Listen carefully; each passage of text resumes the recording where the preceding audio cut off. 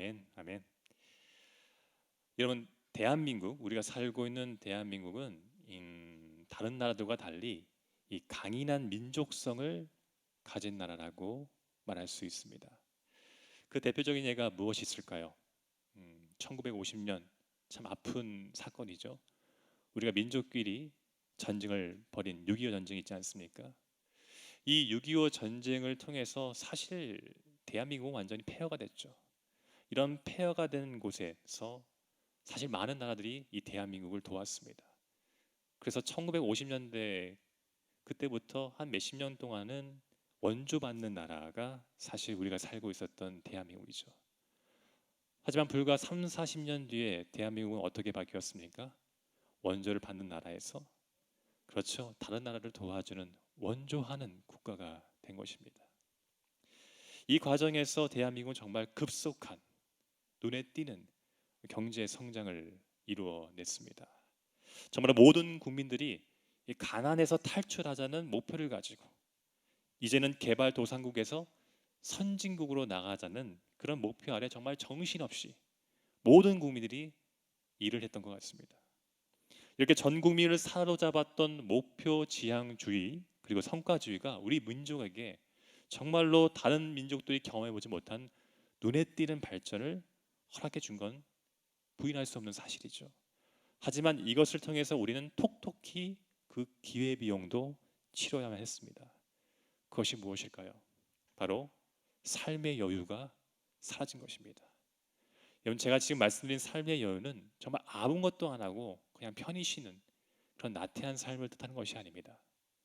지금 제가 말씀드리고 싶은 이 삶의 여유는 다른 것이 아니라 바로 내 삶을 단 하루라도 좀 진지하게 돌아볼 수 있는 그런 자기 성찰의 시간을 우리는 잃어버리고 있는 것 같습니다.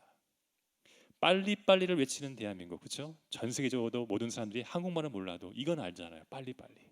이 빨리빨리를 외치는 대한민국에서 이런 기다림의 시간은 되게 사치처럼 느껴질 수가 있습니다. 하지만 여러분, 우리의 삶을 뒤돌아보고요, 앞으로 나아가야 할 그 삶의 방향을 정말 진지하게 살펴보는 이런 기다리는 시간이 없다면 우리의 삶은 결코 행복할 수가 없다는 걸 잘 기억하시기 바랍니다. 우리가 알고 있는 프랑스의 사상가이자 또한 수학자, 더 나아가서는 신학자였던 파스칼은 이런 말을 남겼습니다. 잘 들어보시길 바랍니다. 인간의 모든 불행은 고요한 방 안에 들어가서 명상할 줄 모르는 것이다. 다시 한번 읽어드릴게요. 인간의 모든 불행은 고요한 방에 들어가서 명상할 줄 모르는 것이다. 여러분, 우리는 참 지금까지 열심히 살아왔습니다. 앞으로도 열심히 살아갈 것입니다. 하지만 이렇게 열심히 살아가도 변하지 않는 한 가지 사실이 우리 삶 가운데 있죠. 그것은 무엇입니까? 우리의 내면과 삶의 현장 가운데서 고통과 불행이라는 불청객이 절대 사라진다, 사라지지 않는다? 사라지지 않는다는 것입니다. 언제든지 찾아온다는 것이죠. 특별히 우리나라는 어떻습니까? 작년 12월 말에 중국 우한에서 발생한 이 코로나19 바이러스 때문에 한 8개월이죠. 8개월 동안 정말 우리의 일상은 여러 부분에서 많이 무너졌습니다. 우리 일상뿐만이 아니죠. 우리의 경제도 무너지고 있고요. 또한 아직까지 끝나지 않은 이 간염의 확산으로 인해서 얼마나 두려운 삶을 우리가 살아가고 있겠습니까? 그렇다면 이때 하나님의 자녀, 하나님의 백성인 우리는 무엇을 먼저 가장 중요하게 여기며 그것들을 실천해야 할까요?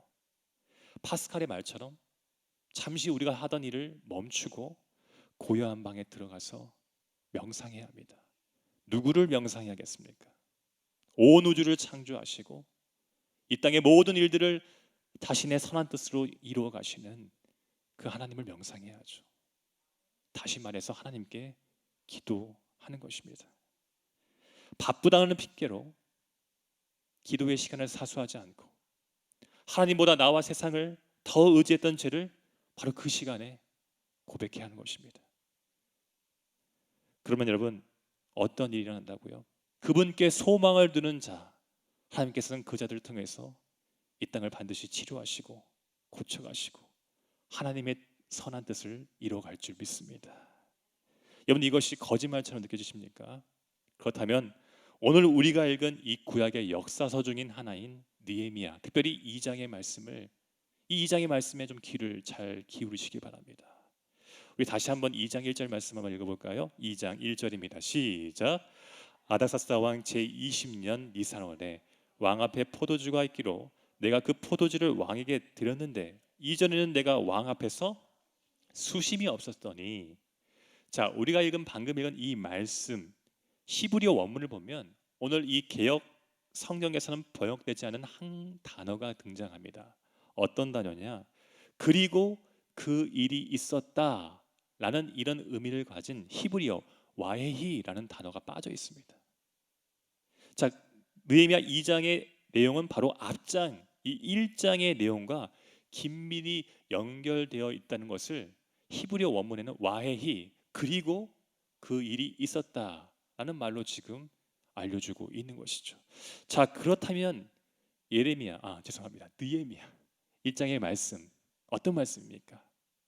바로 느헤미야가 예루살렘 성과 성곽이 무너졌다는 소식을 듣고 이 자기 민족의 아픔을 듣고 눈물로 금식하며 기도한 내용이 느헤미야 1장의 내용인 것이죠. 여러분, 느헤미야 2장 1절의 말씀은 지금 우리에게 분명히 말하고 있습니다. 무엇을 말하고 있다고요? 하나님의 백성이 골방에 들어가서 기도하며 하나님의 때, 곧 하나님께서 주실 은혜의 때를 기다릴 때 하나님께서는 반드시 역사하신다는 것입니다. 마찬가지로 오늘을 살고 있는 우리 또한 지금 살아서 역사하시는 그 하나님을 예배의 자리에서 찾고 기도로 하나님께 은혜를 구하면 하나님께서는 반드시 그 음성에 귀를 기울이시고 하나님의 때에 하나님의 선하신 방법으로 반드시 역사하실 줄 믿습니다. 그렇다면 구체적으로 느헤미야는, 오늘 본문에 등장하는 느헤미야는 기도로 어떻게 하나님의 때를 기다렸는지 오늘 본문을 통해서 크게 세 가지로 함께 살펴봤으면 좋겠습니다. 먼저 느헤미야는 기억하면서 기다렸습니다. 뭐 하면서 기다렸다고요? 기억하면서 기다렸습니다. 자, 오늘 본문 1절과 2절을 다시 보시면 느헤미야의 상태를 나타내는 단어가 여러 번 반복되죠. 수심과 근심이라는 단어가 반복적으로 등장을 합니다. 심지어 그의 수심과 근심은 아닥사스 왕이 알아볼 정도로 깊었던 것 같아요. 정말 가슴 안으로, 마음 안으로 가둘 수 없는 그 슬픔과 근심이 그에게 있었고 그것이 얼굴로 나타나게 된 것이죠. 여러분, 느헤미야는 그 당시 수상궁, 그 수상궁에서 어떤 일을 담당했던 사람입니까? 그렇죠, 술관원입니다. 왕이 마실 좋을 술을 고르고 특별히 그 술에 독이 들어가 있는지를 확인하는 일을 하는 사람이 누구라고요? 술관원이었어요. 그래서 이 술관원은 왕과 가까이 있었기 때문에 왕의 말동무가 되어 주었고요. 더 나아가서는 이 국사도 함께 논의할 정도의 신임을 받았던 사람이 누구라고요? 술관원. 이 술관원을 담당했던 느헤미야였습니다. 그렇기 때문에 술관원이 왕이 알아챌 정도의 얼굴에 근심과 수심이 있으면 그게 좋은 것입니까? 왕이 오해할 수도 있잖아요. 아, 얘가 지금 나를 혹시나 해하려는 건 아닌가? 이런 오해를 살 수 있는 아주 안 좋은 행동이 왕 앞에서 자신의 개인적인 일 때문에 수심과 근심을 보이는 건 이건 거의 자살행위입니다. 그럼에도 불구하고 느헤미야는 그 수심과 근심을 숨길 수가 없었어요. 왜입니까? 자기 민족이 지금 죽어가고 있거든요. 나는 이 자리에서 편하게 지내지만 하나님의 백성, 나의 조국, 나의 동포들이 지금 성벽이 무너져서 불안한 가운데서 하루하루를 살고 있는데 어찌 그가 마음 편하게 술관원의 직분을 즐길 수가 있겠습니까? 여러분, 그래서 느헤미야는 그 마음을 가지고 금식하면서 하나님께 기도로 나아갔던 것입니다. 자, 그렇다면 느헤미야는 얼마 동안 그렇게 금식하고 기도하며 하나님의 때를 기다렸을까요? 자, 오늘 본문 2장 1절 한번 다시 한번 보십시오. 여기에 날짜가 기록되어 있죠. 자, 아닥사스다 왕 제20년 무슨 월이라고 기록되어 있습니까? 니산월. 여러분, 니산월은 지금의 3, 4월을 뜻합니다. 3, 4월. 자, 그리고 느헤미야 1장 1절을 한번 다시 보시겠습니까? 앞으로 넘어가서 1장 1절을 보시면 이 느헤미야가 족의 안타까운 상을 듣고 금식하며 눈물로 기도했던 날짜가 기록되어 있죠. 아닥사스 왕 제20년 무슨 월이요? 기스르월입니다. 기스르월은 지금의 11월과 12월을 의미합니다. 자, 결국 느헤미야는 아주 짧게 민족의 아픔을 기억하고 바짝 기도한 게 아니죠. 최소 3, 4개월을 기억하고 금식하면서 하나님의 때를 기다렸던 것입니다. 그래서 여러분, 역설적이게도 느헤미야는 수상궁이라는 그 당시에 최고의 가장 풍족한 곳에서 정말 기쁨이 날마다 넘치는 그 가운데서 가장 슬퍼했던 사람입니다. 왜요? 하나님께서 주목하고 계시는 바로 그 예루살렘 성의 사항을 하나님의 마음을 가지고 아파하고 기도했기 때문에 그는 그렇게 얼굴에 수심을 갖고 하루하루를 살아갔던 것입니다. 여러분, 이것이 바로 느헤미야가 4개월 동안 기억하고 갖고 있으면서 하나님의 때를 기다리며 기도했던 그의 모습이었던 것입니다. 여러분 어떠십니까? 여러분들 하루하루 사시면서 여러분 얼굴에 어떤 모습을 가지고 사십니까? 제가 물론 마스크를 쓰셔가지고 이분이 기뻐하시는지 졸고 계시는지 뭐 하는지는 잘 모르지만 그래요. 요즘은 참 웃기가 쉽지 않은 상황입니다. 물론 마음이 아프고 슬퍼해야겠죠. 근데 여러분, 그리스도인들이 정말 슬퍼해야 할 일들이 있습니다. 그것은 무엇이냐? 남들이 슬퍼하지 않은 일을 슬퍼하는 것이 바로 구별된 슬픔인 것이죠. 하나님께서 이 시대를 바라보고 이 땅의 상황을 바라보고 가장 안타까워하는 것을 알고 슬퍼하는 것, 그것이 바로 하나님의 사람의 특징인 것입니다. 여러분에겐 지금 그것이 무엇입니까? 저는 개인적으로 이 시대, 이 대한민국 땅의 교회를 바라볼 때마다 좀 하나님의 아픈 마음이 듭니다.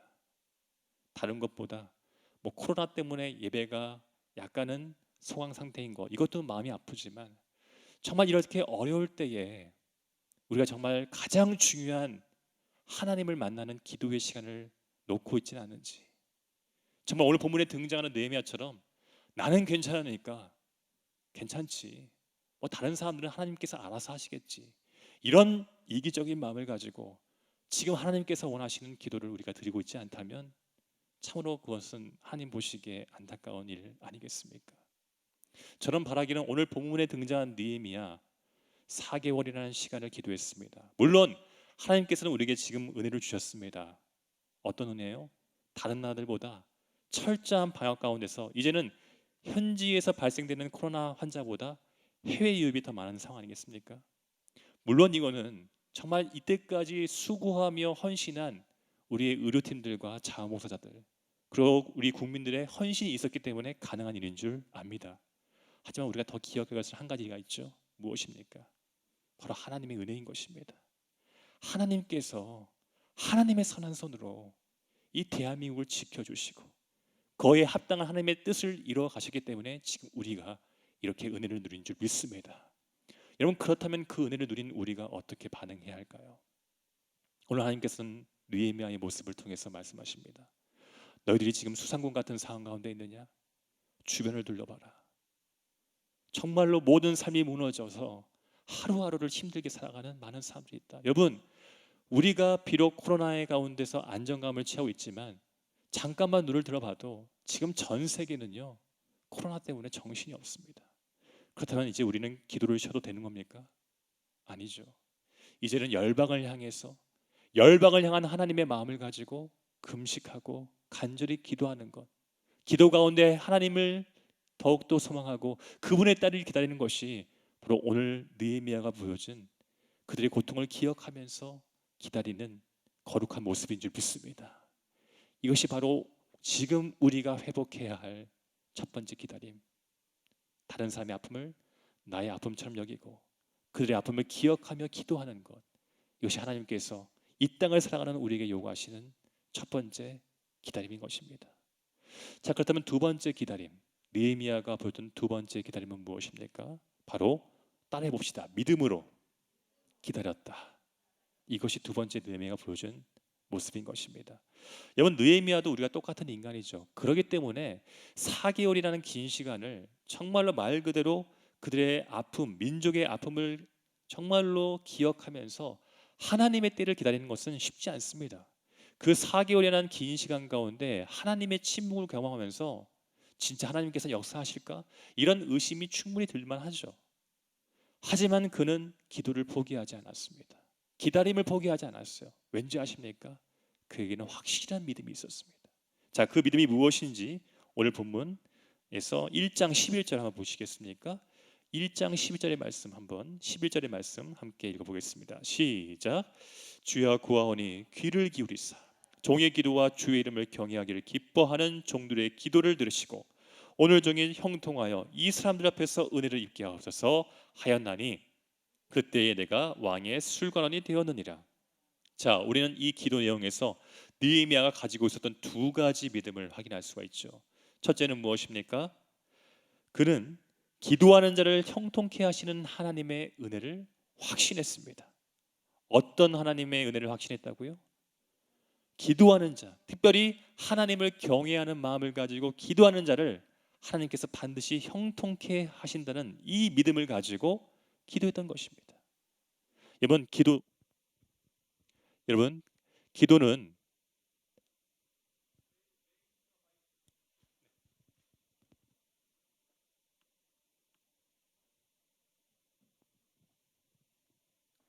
하나 둘 셋, 하나 둘 셋, 셋.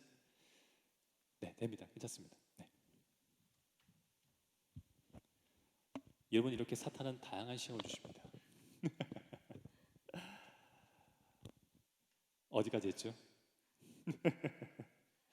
맞아요. 믿음을 가지고 기도했다는 거죠. 믿음.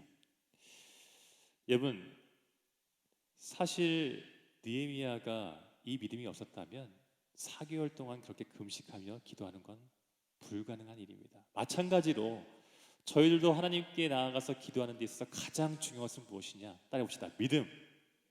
하나님은 자기를 경외하는 자를 반드시 구원하시고 하나님을 경외하는 마음을 가지고 기도하는 자를 통해서 하나님의 놀라운 구원기를 이루어 가신다는 이 믿음. 이 믿음이 있을 때 우리의 기도는 절대 멈추지 않을 것을 믿습니다. 자, 이 믿음을 가지고 기도했던 것이죠. 그때 너무나 놀라운 일이 일어납니다. 자, 그 내용 본문 2장 4절 한번 더 읽어봤으면 좋겠습니다. 2장 4절입니다. 시작. 왕이 내게 이르되 그러면 내가 무엇을 원하느냐 하시기로 내가 곧 하늘의 하나님께 묵도하고. 놀라운 일은 자신이 수심을 가지고 왕 앞에 나갔는데 왕이 그걸 보고 묻는 거죠. 너 왜 그러니? 그랬더니 느헤미야는 깨닫게 된 겁니다. 아, 이게 바로 하나님께서 주신 타이밍이구나. 그래서 그는 주저하지 않고 자기 민족이 지금 당하고 있는 고통을 말하게 됩니다. 그러자마자 그 왕이 듣고 뭐라고 대답한다고요? 내가 원하는 것이 무엇이냐? 여러분, 이것은 누가 이 왕의 마음을 움직인 겁니까?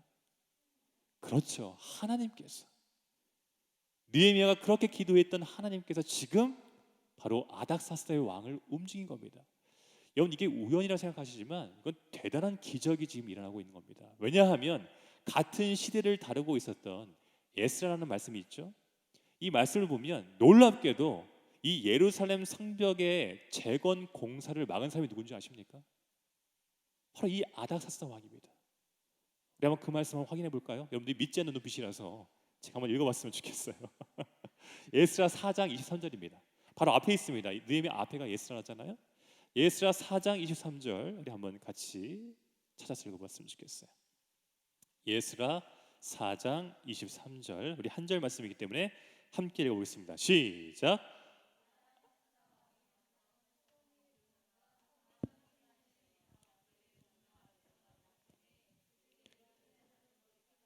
유다 사람들을 보고 권력으로 억제하여 그 공사를 그치게 하니. 여러분 아시겠습니까? 여러분, 그 당시의 왕이요 자기가 내렸던 명령을 다시 번복하는 게 쉬울까요, 어려울까요? 어려운 것보다는 불가능한 일이에요. 한번 내리면 끝나는 겁니다. 그럼에도 불구하고 지금 이 아닥사스다 왕은 느헤미야의 청을 듣고 그냥 바로 틀어졌어요. 왜요? 하나님께서 그 마음 가운데 바로 그때 자비의 마음을 주신 거예요. 일개 작은 나라의 그 성벽 무너진 거 이 사람한테 중요한 일이겠습니까? 그럼에도 불구하고 하나님께서는 그 가운데서 역사하셔서 지금 자신이 지금 성벽을 공사하지 말라고 했던 그 입에서 그럼 네 뜻대로 진행하라고 이야기를 한 겁니다. 여러분 잠언 말씀 보시면 하나님께서 이 땅 가운데 자신의 계획을 어떻게 이루어 가시는지 다양한 이야기가 나오고 있거든요. 그 중에 한 말씀이 잠언 21장 1절 말씀인데 제가 한번 세 번역으로 읽을 테니까 잘 들어보시기 바랍니다.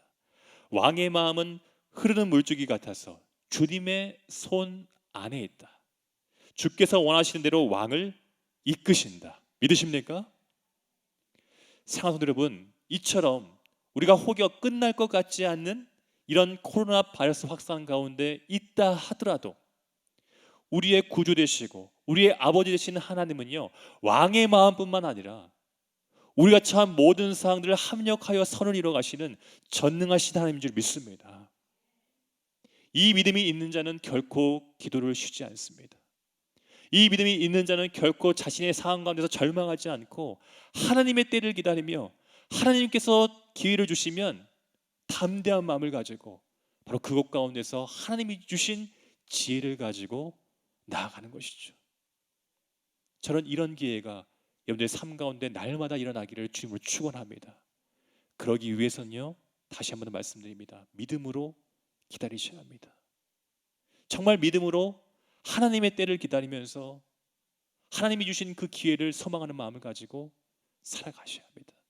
그러면 분명 하나님께서는 왕의 마음뿐만 아니라 여러분의 모든 상황들을 통해서 하나님의 놀라운 능력을 보여주실 것입니다. 이것이 느헤미야가 자신의 삶을 통해서 보여준 두 번째 기다림. 첫 번째는 뭐 하면서 기다리라고요? 기억하면서 기다리고, 두 번째는 믿음으로 기다리는 것입니다. 자, 그렇다면 마지막 세 번째입니다. 느헤미야는 하나님의 때를 어떻게 기다렸느냐? 따라해 봅시다. 느헤미야는 준비하며 기다렸다. 이게 정말 중요합니다. 준비하면서 기다렸어요. 자, 방금 읽었던 우리 느헤미야 2장 4절 다시 한번 보시길 바랍니다. 자, 지금 느헤미야는 왕으로부터 내가 원하는 것이 무엇이냐? 많은 말을 들었을 때 잠시 뭐 했습니까? 기도했죠.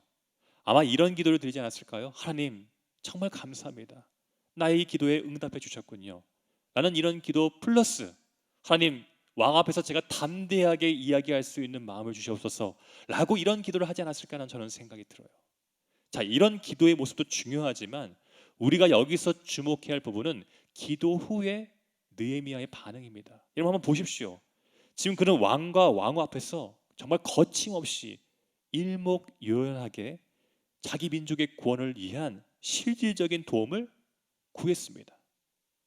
첫째, 5절 말씀처럼 자신의 조상의 묘실들이 있는 그 예루살렘 성에 보내서 그 성, 무너진 성벽을 건축하게 해달라고 요청을 하죠. 바로 이어서 7절 말씀처럼 그 유다 땅에, 예루살렘 땅에 안전하게 갈 수 있도록 무엇을 보내달라고요? 자신을 통해서 왕의 조서, 허가증을 보내달라고 이야기를 합니다. 마지막, 여러분 어떤 내용입니까? 8절 말씀처럼 왕의 살림 감독인 아삽에게 조서를 내리셔서 이 건축에 필요한 무엇을 공급해 달라고요? 그렇죠. 나무나 자재들이 많이 필요하잖아요. 여러분 얼마나 이 치밀하게 준비된 답변입니까? 이것이 바로 그냥 갑자기 생각나서 느헤미야가 왕한테 말했던 걸까요? 아니죠. 여러분 잘 기억하십시오. 느헤미야는 4개월 동안 그냥 하나님 알아서 다 해주세요 라고 이런 소극적인 기도를 드린 것이 아닙니다. 어떤 기도를 드렸습니까? 하나님, 하나님의 때가 오면 제가 그 가운데서 하나님의 역사를 이뤄갈 수 있도록 저를 준비시켜 달라고 기도하고 그렇게 준비한 거예요. 여러분 꼭 기억하실 것이 있습니다. 하나님은 살아서 반드시 역사하십니다. 믿으십니까? 근데 하나님은 결코 혼자 일하지 않으십니다. 자기의 형상을 닮은 자기가 주목하고 선택한 그 사람과 함께 따라봅시다. 협력하여 일하신다. 이게 정말로 중요한 성경이 말하는 진리입니다. 여러분 하나님께 쓰임받는 사람의 특징이 뭔지 아십니까? 준비하는 겁니다. 준비하며 하나님의 때를 기다리는 겁니다. 그냥 감나무 밑에서 누워가지고 입 벌리고 알아서 떨어지겠지, 이런 신앙생활은 하나님께서 한 번도 말씀을 통해서 우리에게 이야기하신 적이 없어요. 하나님께서 선택해 주신 그것도 큰 은혜죠. 하지만 더 큰 은혜가 있습니다. 바로 하나님께 쓰임받는 은혜입니다.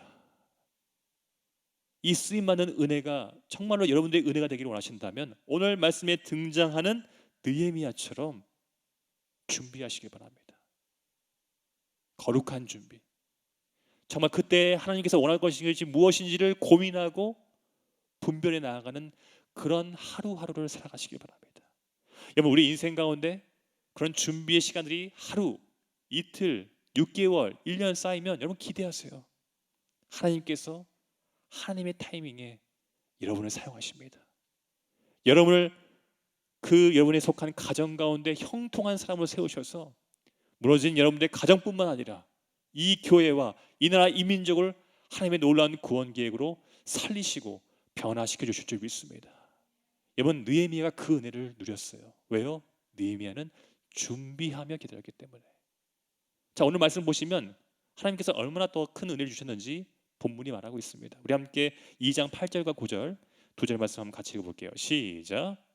또 왕의 살림감독 아삽에게 조서를 내리사 그가 성전에 속한 영문의 문과 성곽과 내가 들어갈 집을 위하여 들보로 쓸 제목을 내게 주게 하옵소서 하매 내 하나님의 선한 손이 나를 도우심으로 왕이 허락하고 군대 장관과 마병을 보내어 나와 함께하게 하시기로 내가 강 서쪽에 있는 총독들에게 이르러 왕의 조서를 전하였더니. 아멘. 여러분, 이 말씀처럼 민족의 아픔을 기억하며 하나님의 위로와 구원을 기다렸던 느헤미야, 전능하고 자비로우신 하나님은 반드시 자녀의 기도를 응답해 주시고 역사하신다는 믿음을 가지고 기다렸던 느헤미야, 더 나아가서 하나님께 쓰임받기 위해서 그분과 협력하기 위해서 날마다 자신을 준비했던 이 느헤미야, 결국 그는 하나님의 어떠한 손이요? 선한 손을, 그분의 은혜를 경험한 것입니다. 그 선한 손이 무엇입니까? 하나님께서 그가 구하지 않았던 군대 장관과 마병을 이 아닥사스다 왕을 통해서 허락해 주신 것이죠. 너무나도 안전하게 예루살렘 땅에 도착하게 하시고 하나님께서 그에게 맡겨주신 성벽 재건이라는 그 일을 감당할 수 있도록 하나님께서 세밀하게 인도해 주신 것입니다. 더 나아가서 어떤 일이 있었다고요? 오늘 말씀 보니까 하나님의 사람 느헤미야가 등장하자 그 주변에 있었던 악인들입니다. 그 악인들을 대표하는 호론 사람 누구요? 산발락과 아몬 사람 누구입니까? 도비아가 뭐 하고 있었다고요? 두려워 떨고 있었어요. 여러분, 하나님의 사람이 그곳 가운데 임하면 사단은 반드시 두려워합니다. 왜요? 사단은 알거든요. 이 사람이 정말로 하나님께 붙잡힌 자, 하나님께 쓰임받는 자라는 걸 알기 때문에 스스로 두려워하는 것입니다. 저는 바라기는 여러분들이 가는 모든 것 가운데 혹여 그곳에 사탄의 능력과 권세가 있다 하더라도 하나님을 기다리고 하나님이 주신 은혜를 가지고 나아가는 여러분의 삶을 통해서 그곳에 있는 모든 악의 세력들이 무너지기를 주님으로 축원합니다. 이것이 바로 하나님의 때를 기다리는 사람의 모든 세상 사람들에게 보이는 하나님의 권세인 것입니다. 사랑하는 성도 여러분, 지금도 살아서 역사하시는 전능하시고 자비로우신 하나님은요, 자신의 선한 손으로 정말 무너진 성벽과 같은 그렇게 비참한 삶을 살아가고 있는 자기 자녀들을 반드시 회복시키십니다. 그냥 회복시킨 것이 아니라 정말 하나님을 갈망하는 사람, 내 뜻과 내 때가 아니라 하나님의 뜻과 하나님의 때를 정말 갈망하며 기다리는 그 사람들을 통해서 지금도 하나님께서는 역사하십니다. 여러분에게는 그런 기다림의 시간이 있으십니까? 사실 문제가 앞에 우리에게 닥쳐오면 가장 먼저 반응한 것이 무엇입니까? 빨리 내 뜻과 내 생각대로 이 문제를 해결하기를 원하는 마음을 가지고 움직이는 거죠. 그것이 나쁘다는 것은 아닙니다. 하지만 우리가 정말로 믿는 자라면 오늘 느헤미야처럼 우리가 정말로 기억할 한 가지 사실은 무엇이냐? 바로 그때가 하나님의 때를 기다리며 하나님께 소망을 두고 기도해야 할 때인 줄 믿습니다. 여러분, 기도할 때 하나님께서는 역사하십니다. 제가 이 말씀을 묵상하면서 한 가지 떠오른 식물 하나가 있었어요. 여러분, 이 세상에서 정말 강인한 생명력을 가지고 가장 높이 자라는 식물이 있는데 그게 뭔지 아십니까? 대나무입니다. 대나무. 세계 2차 대전 때 일본 히로시마에 뭐가 떨어졌죠? 원자 폭탄이 떨어졌습니다. 그 원자 폭탄이 떨어질 때 살아남은 유일한 식물 중에 하나가 뭘까요? 제가 답을 말씀해 드렸잖아요. 대나무입니다. 대나무가 살아남았어요. 그만큼 강인한 생명을 가지고 있는 게 대나무입니다. 여러분, 대나무는 또 되게 높게 자라요. 작은 게 5m에서 10m입니다. 길게 자라면 30m까지 자라요. 이렇게 높이 자라는 것도 놀라운데 이 말을 듣고도 안 놀리는 여러분의 표정이 더 놀랍습니다. 30m, 여러분들 30m면요 아파트 10층 높이입니다. 이제 좀 놀라시는군요. 제가 설명을 잘못 드렸군요. 아파트 10층까지 자랍니다, 여러분. 대단하죠. 근데 참 신기한 게 이 대나무를 심으면요 3년 동안 아무런 변화가 없어요. 최소한 몇 개월 지나면 뭔가 순이 돋아나야 하는데 3년째 되면 그때서야 죽순이라고 하죠. 그게 탁 올라옵니다. 근데 그게 30cm. 그리고 1년이 지나도 아무런 변화가 없어요. 하지만 5년째 될 때에 놀라운 건 하루에 1m씩 자라기 시작합니다. 하루에 1m. 상상이 되세요? 제가 좀 여러분 보시기에 좀 키가 좀 크죠? 제가 원래 한 170밖에 되지 않았는데 고1에서 고2 올라갈 때 14cm가 컸어요. 제 등을 보시면 살이 터져 있습니다. 죄송합니다. 몸이 좀 뚱뚱하신 분들은 살이 트면 이게 세로로 이렇게 터지더라고요. 이게 늘어나니까. 근데 저는 키가 너무 확 커가지고 등에 이 가로로 살이 터져 있어요. 근데 하루에 1m라면 이건 성장이 아니라 거의 기적이죠. 폭발적인 성장이죠. 여러분, 어떻게 대나무가 갑자기 1년에 1m를 자랄 수 있는 이런 놀라운 성장을 보일 수 있을까요? 그거는 4년 동안 4년이라는 긴 기다림의 시간이 있었기 때문입니다. 어떤 시간이요? 땅 밑에 깊이 뿌리를 내리는 시간. 4년이라는 긴 시간이 있었기 때문에 이런 폭발적인 성장이 가능한 것이죠. 이걸 우리의 신앙으로 적용하면 무엇이겠습니까? 오늘 느헤미야가 보여준 것처럼 여러분, 신앙생활이라는 것은 다른 것이 아닙니다. 우리의 믿음을 하나님께 깊게 뿌리를 내리는 것입니다.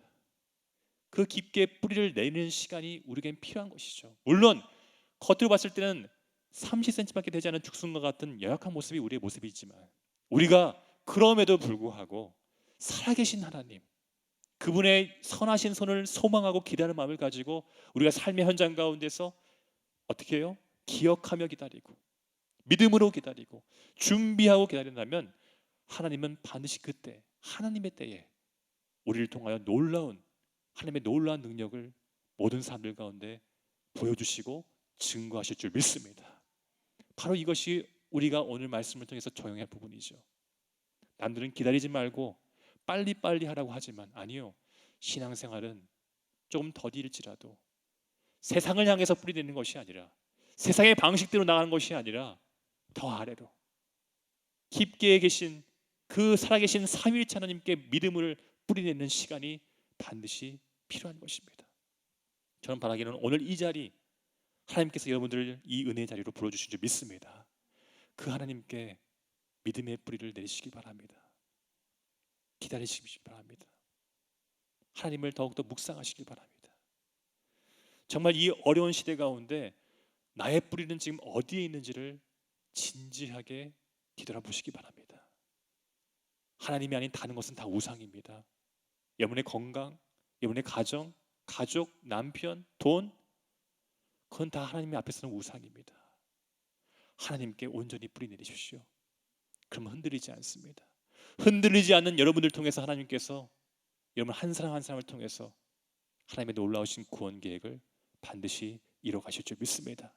그 일에 쓰임받는 저와 여러분, 우리가 속한 안디옥 교회 되기를 주님으로 축원합니다. 오늘 이 시간 이 말씀 기억하면서 함께 좀 기도했으면 좋겠습니다. 여러분, 느헤미야는 사실 우리보다 더 극심한 상황